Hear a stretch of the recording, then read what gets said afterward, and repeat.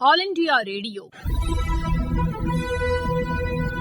மாநில செய்திப்பிரிவு வழங்கும் ஸ்பாட்லைட். போட்டித் தேர்வு பயிற்சிகள் தொடர்பாக ஏமாற்றும் வகையில் செய்யப்படும் விளம்பரங்களிலிருந்து நுகர்வோரை பாதுகாக்க மத்திய நுகர்வோர் பாதுகாப்பு ஆணையம் வெளியிட்டுள்ள வழிகாட்டுதல்கள் குறித்து புதுதில்லி அகில இந்திய வானொலியில் ஒலிபரப்பான ஸ்பாட்லைட் நிகழ்ச்சியின் தமிழாக்கம் இன்றைய செய்திச் சுடர் நிகழ்ச்சியில் இடம்பெறுகிறது.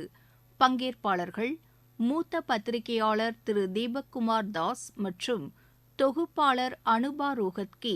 கடந்த சில ஆண்டுகளாக தொழில்முறை படிப்புகளில் சேர்வதற்கான போட்டித் தேர்வு பயிற்சி மையங்கள் நாடு முழுவதும் காளான்கள் போல் முளைத்துள்ளதாக கூறி விவாதத்தை தொடங்கினார் தொகுப்பாளர் அனுபா ரோஹத்கி. அவை தொடர்பாக எந்தவொரு அரசு கொள்கையோ அல்லது விதிமுறைகளோ இல்லாத நிலையில் இந்த மையங்கள் ஏமாற்றும் விளம்பரங்களை வெளியிடுவது அதிகரித்து வருவதாக அவர் தெரிவித்தார். வெற்றி விகிதங்கள் குறித்த பல தவறான தகவல்களை கூறி விளம்பரம் செய்வதாகவும் அவர் கூறினார்.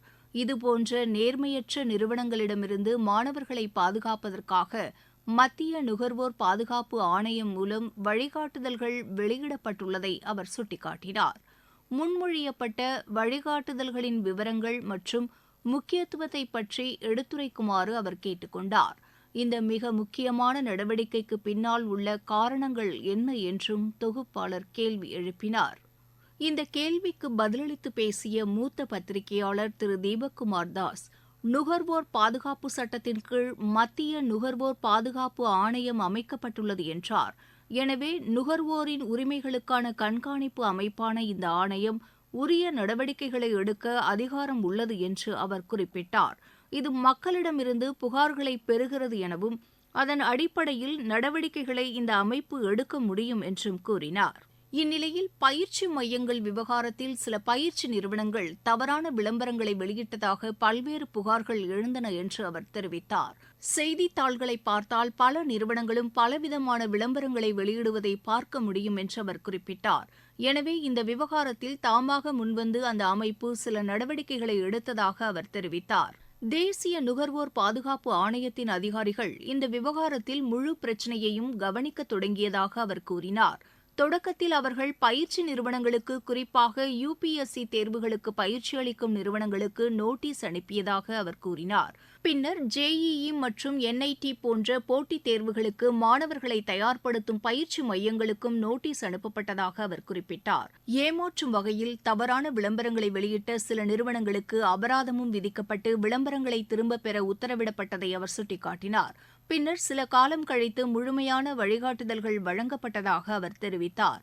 இது இறுதி விதியாக மாறியவுடன் அது செயல்படுத்தப்படும் என்று அவர் விளக்கம் அளித்தார். வணிக ரீதியாக தமக்கு கிடைக்கும் பொருள்கள் மற்றும் சேவைகள் குறித்த அனைத்தையும் தெரிந்து கொள்ளும் உரிமை நுகர்வோருக்கு உண்டு என்று நுகர்வோர் பாதுகாப்பு சட்டம் தெளிவாக கூறுவதாக அவர் எடுத்துரைத்தார். எனவே ஒரு நிறுவனம் தமது விளம்பரத்தில் ஏதேனும் தவறு செய்தால் நுகர்வோர் உரிமைகள் பாதிக்கப்படும் என்று அவர் தெரிவித்தார். எனவே நுகர்வோருக்காக வெளியிடும் எந்த விளம்பரமும் வெளிப்படையாக இருக்க வேண்டும் என்ற அடிப்படையில்தான் இந்த வழிகாட்டுதல்கள் வெளியிடப்பட்டுள்ளன என்று திரு தீபக்குமார் தாஸ் குறிப்பிட்டார். இதையடுத்து தமது சந்தேகங்களை தொடர்ந்த தொகுப்பாளர் அனுபா ரோஹத்கி, செய்தித்தாள் மற்றும் இணையதளங்களில் போட்டித் தேர்வு பயிற்சி தொடர்பாக பலவிதமான விளம்பரங்கள் வெளியிடப்படுவதை குறிப்பிட்டார். வெற்றி விகிதங்கள், தரவரிசை, பயிற்சியாளர்களுக்கு வழங்கப்படும் கட்டண தள்ளுபடி சலுகைகள் என பலவற்றிலும் உண்மைக்கு மாறான தகவல்கள் இருப்பதாக அவர் தெரிவித்தார். இதில் தவறான விளம்பரம் என்று எப்படி வரையறுக்கப்படுகிறது என்றும் அது குறித்து விரிவாக கூற முடியுமா எனவும் தொகுப்பாளர் கேட்டார். இதற்கு விளக்கமளித்த மூத்த பத்திரிகையாளர் திரு தீபக்குமார் தாஸ், தவறாக வழிநடத்துவது என்பது இல்லாத ஒன்றை கூறி மக்களை கவர முயற்சிப்பது என்றார். ஒரு குறிப்பிட்ட பயிற்சி நிறுவனத்தில் பயிற்சி பெற்ற 90% மாணவர்கள் தேர்வுகளில் வெற்றி பெற்றதாக கூறினால் அந்த நிறுவனத்தின் மீது இயல்பாக ஒரு ஈர்ப்பு ஏற்படும் என்று அவர் கூறினார். அந்த குறிப்பிட்ட நிறுவனத்தில் தாங்கள் சேர்ந்தால் வெற்றி பெறுவதற்கான வாய்ப்பு உள்ளது என்று இயல்பாகவே மக்கள் மனதில் ஒருவித எண்ணம் உருவாகும் என்று அவர் தெரிவித்தார். ஒவ்வொரு நாளும் தொலைக்காட்சிகளில், யூடியூப் சேனல்களில், சமூக ஊடகங்களில், பத்திரிகைகளில் அதுபோன்ற விளம்பரங்கள் வருவதை பார்க்க முடியும் என்று அவர் குறிப்பிட்டார். எனவே அவை மனதில் தாக்கத்தை ஏற்படுத்த வாய்ப்புள்ளதாகவும் அதுபோன்ற தவறான விளம்பரங்கள் தடுக்கப்பட வேண்டும் என்றும் அவர் தெரிவித்தார். முதல் 10 இடங்களை பிடித்த அனைவரும் எங்கள் நிறுவனத்தை சேர்ந்தவர்கள் என்று கூறுவதைப் போல கருத்துகள் கொண்ட சில விளம்பரங்கள் வருவதாகவும் தேர்வில் தேர்ந்தெடுக்கப்பட்ட 1000 மாணவர்களில் 800 பேர் எங்களது நிறுவனத்தைச் சேர்ந்தவர்கள் என்பது போன்ற கருத்துடைய சில விளம்பரங்கள் வருவதாகவும் அவர் குறிப்பிட்டார். இவை பெரும்பாலும் பொய்யான மற்றும் தவறான விளம்பரங்கள் என்றும் அவர் கூறினார். செய்தித்தாள் அல்லது தொலைக்காட்சி அல்லது ஏதேனும் சமூக ஊடகங்களில் விளம்பரத்தை பார்க்கும்போது இந்த குறிப்பிட்ட நிறுவனம் மிக உயர்ந்த சாதனை வெற்றியை வழங்கியிருப்பதாக தோன்றும் என்று கூறினார். இதுபோன்ற விளம்பரங்கள் தேர்வு எழுதும் நபரை விட பெற்றோர் மத்தியில் அதிக தாக்கத்தை ஏற்படுத்தும் என்று அவர் தெரிவித்தார். தங்கள் குழந்தைக்கு அந்த குறிப்பிட்ட பாடத்திட்டம் பிடிக்கவில்லை என்றாலும் தங்கள் குழந்தை வெற்றிகரமான நபராக மாறுவதற்கு அந்த பயிற்சி மையத்தில் சேர்த்துவிடும் சூழல் உருவாகும் என்று அவர் குறிப்பிட்டார். ஆனால் பிடிக்காத பயிற்சி திட்டத்தில் சேரும் நபர் அதில் சிறப்பாக செயல்பட வாய்ப்பில்லை என்று அவர் தெரிவித்தார். பெற்றோரின் செலவு, உடன் இருக்கும் மற்றவர்கள் நன்றாக படிப்பது போன்றவை அந்த குறிப்பிட்ட நபரை பாதிக்கும் என்று அவர் கூறினார். இதுபோன்ற அழுத்தங்கள் பெரும் சுமையை உருவாக்கி சில சமயங்களில் உயிரை மாய்த்துக் கொள்ளும் அளவுக்கு சென்றுள்ளதை நாம் பார்த்துள்ளதாக அவர் தெரிவித்தார். அதனால்தான் ராஜஸ்தான் அரசு வழிகாட்டுதல்களை கொண்டு வந்தது என்றும் பின்னர் மத்திய நுகர்வோர் பாதுகாப்பு ஆணையம் வழிகாட்டுதல்களை வெளியிட்டுள்ளது என்றும் அவர் கூறினார். இது மாணவர்களை பாதுகாத்து அவர்களுக்கு பெரிய அளவில் பயனளிக்கும் என்று திரு தீபக்குமார் தாஸ் தெரிவித்தார்.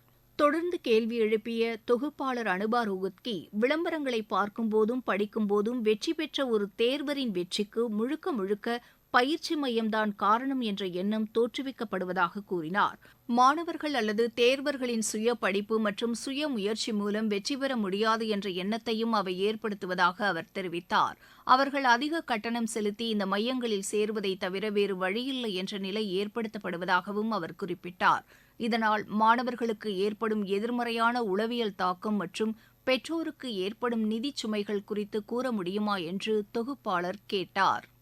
இதுகுறித்து விளக்கமளித்த திரு தீபக்குமார் தாஸ், பயிற்சி மையங்கள் மிக அதிக கட்டணம் வசூலிப்பதாக கூறினார். மேலும் ஒரு குறிப்பிட்ட நிறுவனம் மிக உயர்ந்த வெற்றி விகிதத்தை கொண்டுள்ளது என்று விளம்பரப்படுத்தி கூடுதல் கட்டணத்தை வசூலிக்கும்போது அதன் மீது மக்கள் மத்தியில் ஒரு ஈர்ப்பு ஏற்படுகிறது என்று அவர் தெரிவித்தார்.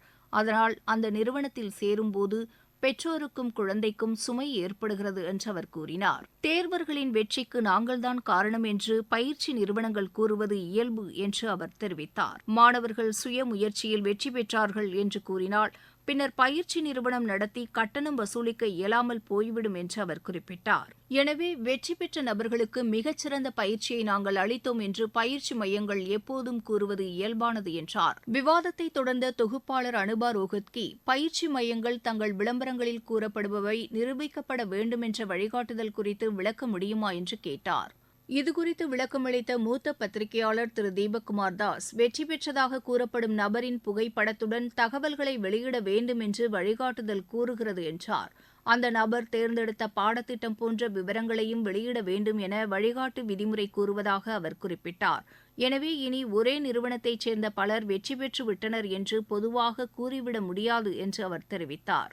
எனவே விவரங்களை விளம்பரத்தில் சரியான முறையில் தெரிவிக்க வேண்டும் எனவும் இது மிக நல்ல விஷயம் என்றும் மூத்த பத்திரிகையாளர் தெரிவித்தார்.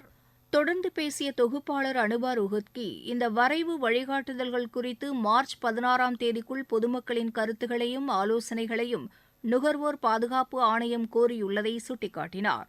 இந்த வழிகாட்டுதல்களை உரிய முறையில் அமல்படுத்த அரசு எடுத்த ஒரு நல்ல நடவடிக்கை இது என்றும் அவர் கூறினார். ஆனால் அதையும் தாண்டி இந்த தனியார் பயிற்சி மையங்களை ஒழுங்குபடுத்த வேண்டிய தேவை என்ன என்று நீங்கள் நினைக்கிறீர்கள் என தொகுப்பாளர் கேட்டார்.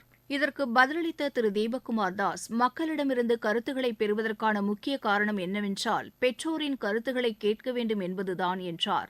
அவர்கள் கருத்து தெரிவித்தவுடன் மேலும் சில விதிமுறைகளை சேர்க்க வாய்ப்புள்ளது எனவும் சில விஷயங்களை மாற்ற வாய்ப்புள்ளதாகவும் அவர் கூறினார். போட்டித் தேர்வுகளுக்கான பயிற்சி மையங்கள் தொடர்பான வழிகாட்டுதல்கள் குறித்து விரிவான கருத்துக்களை பகிர்ந்து கொண்டதற்காக மூத்த பத்திரிகையாளர் திரு தீபக்குமார் தாஸுக்கு நன்றி தெரிவித்து தொகுப்பாளர் அனுபா ரோஹத்கி விவாதத்தை நிறைவு செய்தார்.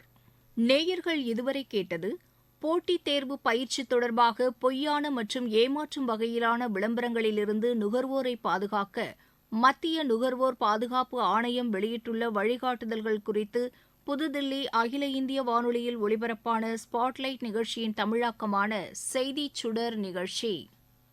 நேயர்கள் இதுவரை கேட்டது ஸ்பாட்லைட்.